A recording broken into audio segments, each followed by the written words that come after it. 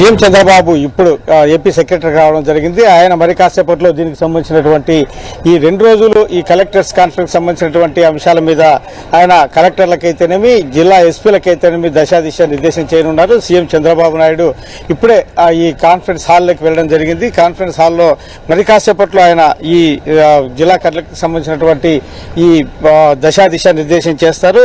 ఈ జిల్లాల్లో ఏదైతే కనుక అభివృద్ధి కార్యక్రమాలు పెండింగ్ ఉన్నాయో వాటన్నిటిని కూడా ఈ సమావేశంలో సమీక్ష చేయడం జరుగుతుంది. ప్రధానంగా చూస్తే జిల్లా కలెక్టర్లకు ఎక్కడ అంటే ఇప్పుడు రాష్ట్ర స్థూల ఉత్పత్తికి సంబంధించిన అయితేనేమి, కీ పెర్ఫార్మెన్స్ ఇండికేటర్ అయితేనేమి, అభివృద్ధి లక్ష్యాలు వాటి మీద ఈ తొలి రోజు కీలకమైనటువంటి చర్చ జరగనుంది.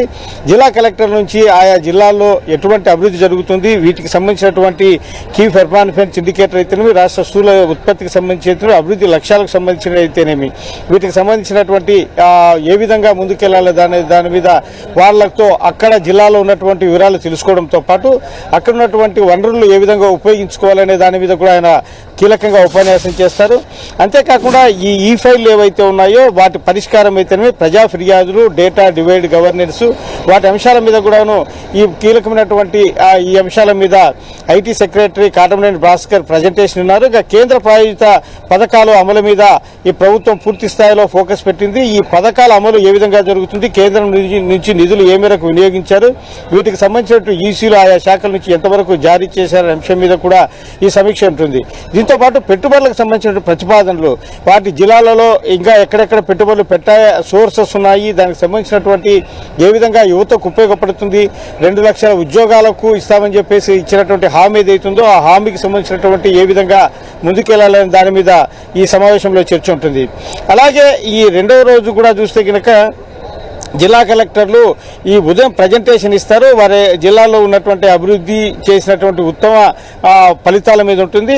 అలాగే స్వర్ణాంధ్ర 2047 10 సూత్రాలు, ఈ నైపుణ్యాభివృద్ధి, ఉపాధి వంటి అంశాల మీద అధికారుల నుంచి ప్రజెంటేషన్ ఉన్నారు. దీంతో పాటు 2వ రోజు కలెక్టర్ల కాన్ఫరెన్స్ కీలకమైనటువంటి రెవెన్యూ, ఆదాయార్జన శాఖల మీద కీలక ఉపన్యాసం ఉంటుంది. మధ్యాహ్నం నుంచి శాంతి భద్రతల మీద సీఎం చంద్రబాబు నాయుడు సమీక్ష చేస్తారు.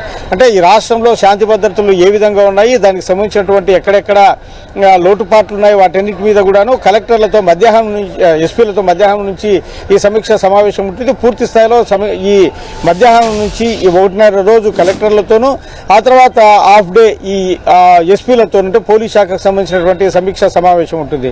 ప్రధానంగా చూస్తే ఈ 2 రోజులు అంటే చంద్రబాబు నాయుడు ఈ ప్రతిసారి కూడాను ఈ కలెక్టర్లు, ఈ ఎస్పీల సమావేశాలను ప్రతిష్టాత్మకంగా తీసుకొని అన్ని శాఖలకు సంబంధించినటువంటి ప్రజెంటేషన్లు కూడా ఇవ్వడం ద్వారా వారిలో ఎక్కడెక్కడైతే లోపాలు ఉన్నాయో వాటన్నిటి కూడాను వారికి గుర్తు చేస్తూ చంద్రబాబు నాయుడు ప్రతిసారి ఈ కలెక్టర్ల సమావేశం జరుగుతుంది. అంటే ప్రధానంగా ఈ ఉద్యోగ ఉపాధి కల్పన అయితేనేమి, తర్వాత అభివృద్ధి లక్ష్యాలు ఎక్కడెక్కడైతే కుంటుపడి ఉన్నాయి, తర్వాత కేంద్రం నుంచి రావాల్సిన నిధులు పెండింగ్ ఎట్లా వాటిని అంటే ఇక్కడ నుంచి ఏవైతే కనుక ప్రపోజల్స్ పంపి అక్కడి నుంచి తీసుకురావడం అయితేనేమి, ఆదాయ వనరులు అంటే సంపద సృష్టి గురించి చంద్రబాబు నాయుడు పదే చెప్పడం జరుగుతూ ఉంది. దానికి సంబంధించి ఆదాయం ఏ విధంగా దాన్ని తీసుకురావాలి అనే దాని మీద కూడా చర్చ ఉంటుంది. అంటే జిల్లాలో ఉన్నటువంటి వనరులను ఉపయోగించుకోవడము, తర్వాత జిల్లాలో ఉన్నటువంటి యువతకు ఉద్యోగ ఉపాధి సమస్యల, తర్వాత దీర్ఘకాలికంగా పెండింగ్లో ఉన్న సమస్యల పరిష్కారం, వీటన్నిటి మీద కూడాను ఈ 2 రోజుల సమీక్షా సమావేశం జరుగుతుంది.